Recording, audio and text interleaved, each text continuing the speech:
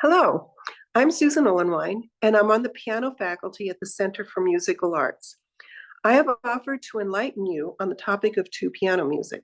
I selected this since the Naughton sisters will perform the Mozart Concerto for Two Pianos on July 28th with the Colorado Music Festival, and I am also personally exploring and performing the music of this genre.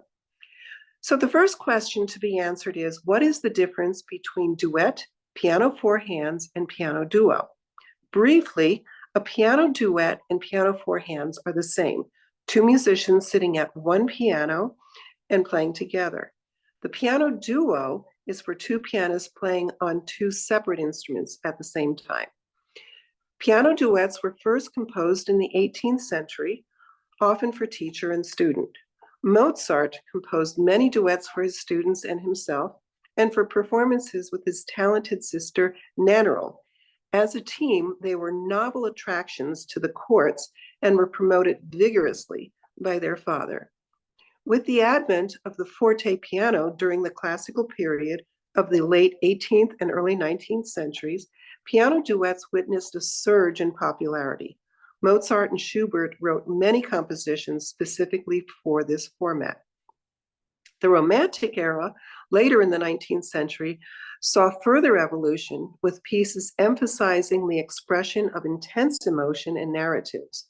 This was the golden age when duets were not just about two pianists playing together, it was a deeply personal dialogue between them. In the 19th century, Brahms, Dvorak, Grieg, and Schumann expanded the repertoire with duets that were demanding in their scope, requiring advanced abilities of their players. Duets were also a means of courting. At a time when the only other legitimate way to have physical contact with the opposite sex was through very formal dances, such as the minuet, duets allowed for the occasional bumping of arms and hands. In fact, some duets were composed deliberately to cross arms to increase that possibility of touching each other. It was really quite a sensuous experience to have physical contact while making music. For both duet and duo, each musician has a specific part simply called primo or secundo.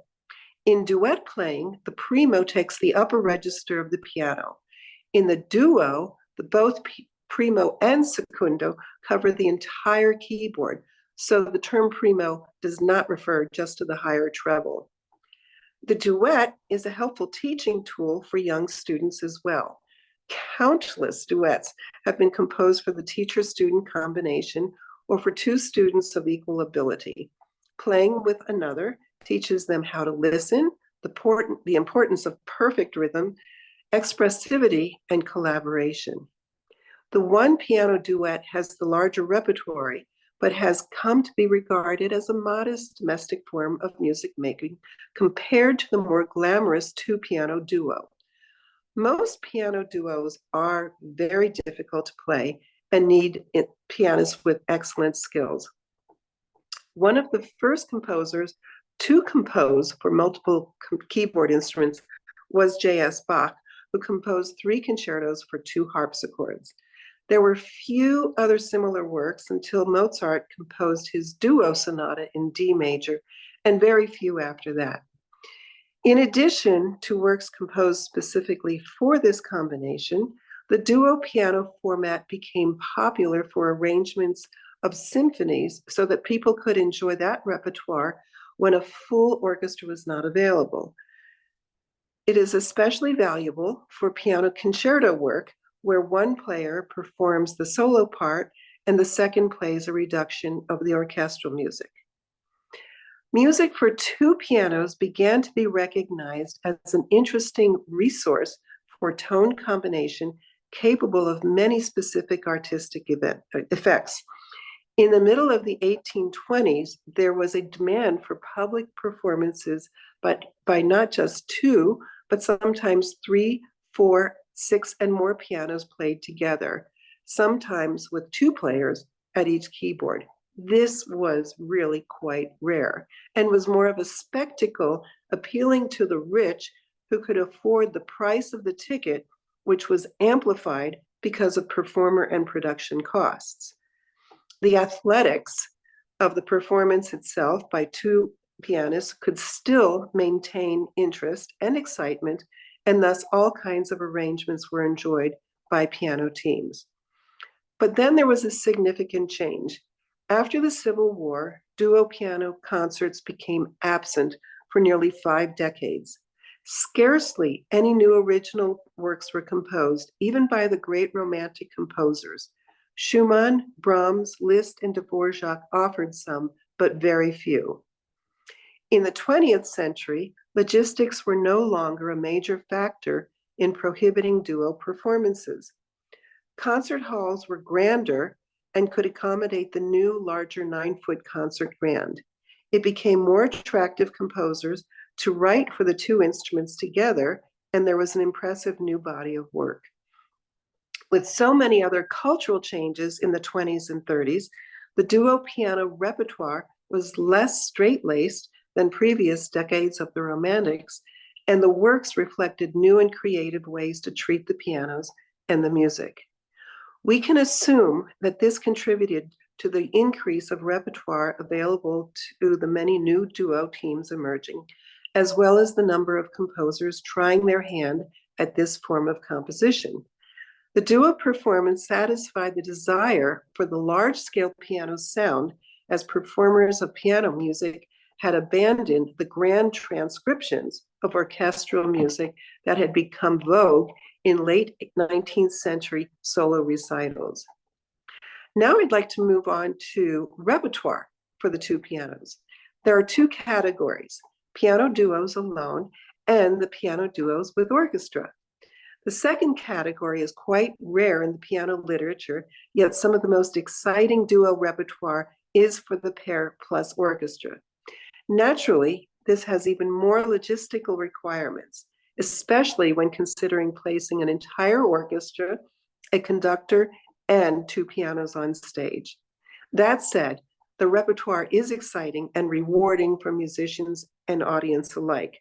The most performed of these are the Mozart Concerto for 2 and even 3 pianos, Poulenc's 2-piano concerto, and Carnival of the Animals by Camille Saint-Saëns. In my research on this topic, I was surprised to observe that the majority of duo piano literature was composed in the 20th century and were what I call one-hit wonders. By that, I mean the composers wrote just one duo piano work, and many of the 400 plus pieces that I uncovered were by composers whose names I did not even recognize. Mozart composed only one sonata for 2 pianos and a few additional short works. The only other well-known composers of the classical era who produced duo piano works are Johann Christian Bach and Muzio Clementi. Familiar composers in the later 19th century who wrote for this pair of instruments include Chopin, Liszt, Mendelssohn, Schubert, Schumann, Brahms, and Tchaikovsky. What is remarkable, however, is that these composers produced only one duo piano work while they were composing dozens of other works for solo piano. I pondered on why this was and did consult with a few colleagues. Some of the hypotheses include the lack of lucrative commissions, which is a source of income for composers. Smaller performance spaces could not accommodate the new and larger concert grands, nor could homes. And performers' interests were directed to their solo careers and huge solo piano compositions, concertos, and orchestral works, plus chamber music. It seemed logical to conclude that if there were no venues for performances of these works and no income, why bother writing for them?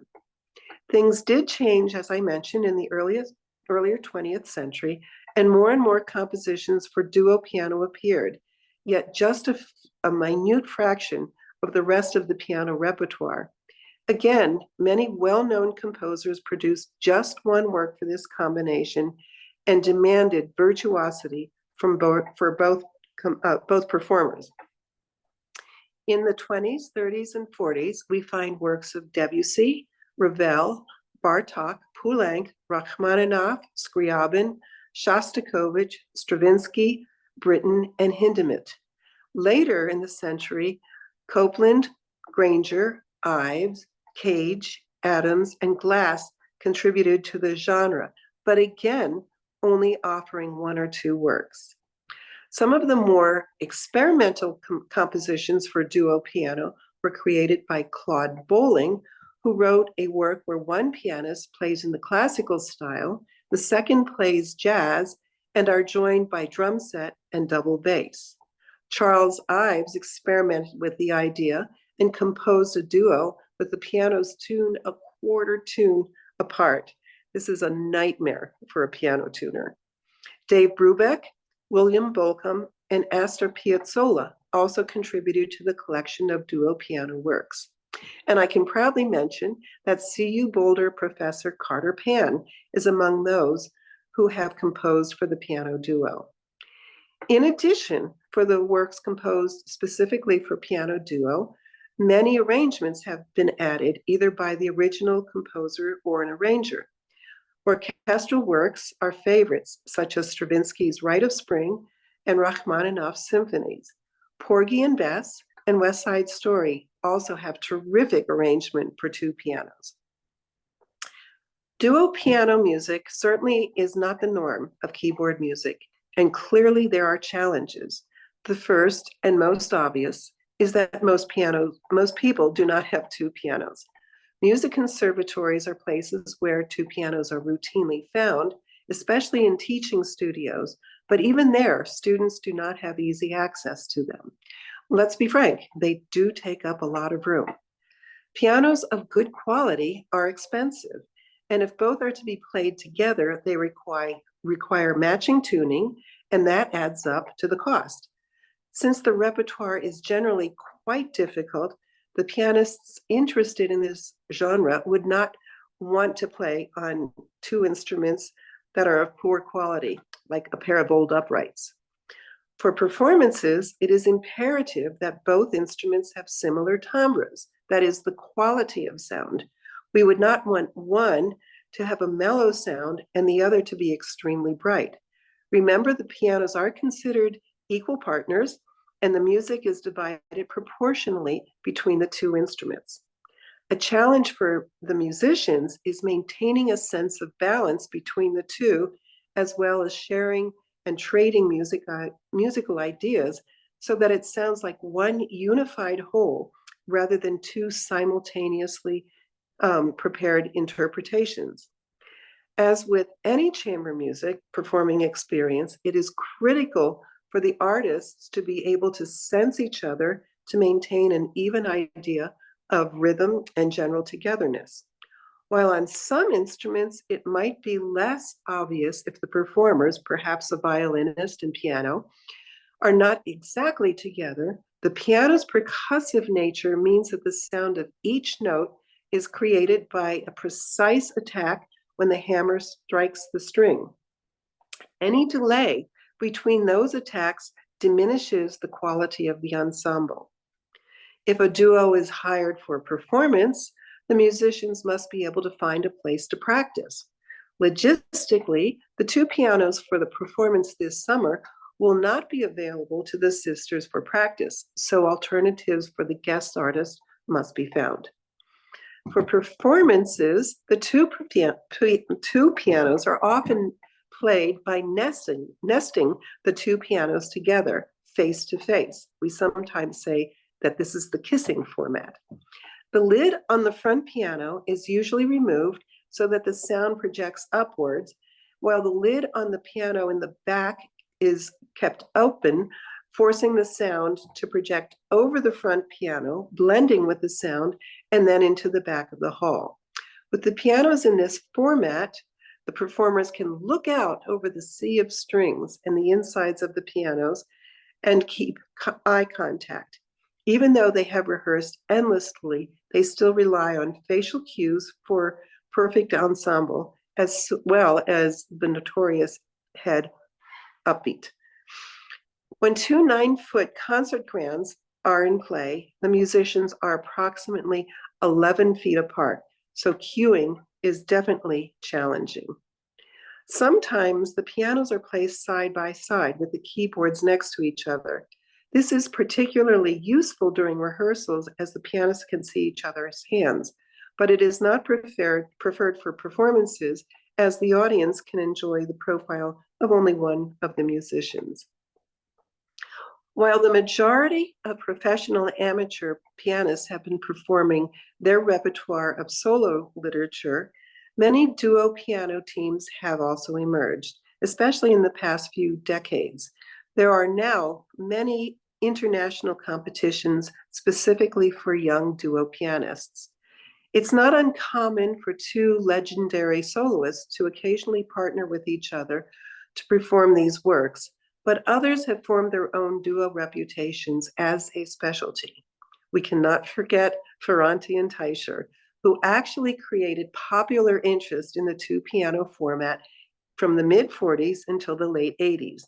This was also the time of Liberace, and their signature style, besides their showy jackets, included their clever arrangements of familiar classical works, movie soundtracks, and show tunes. Perfectly capable of dazzling their audiences with their brilliant technique, their performances were fast-paced and original with florid, intricate passage work. There are many duo teams of twins, such as the Naughtons, siblings, parent and child, and wife and husband.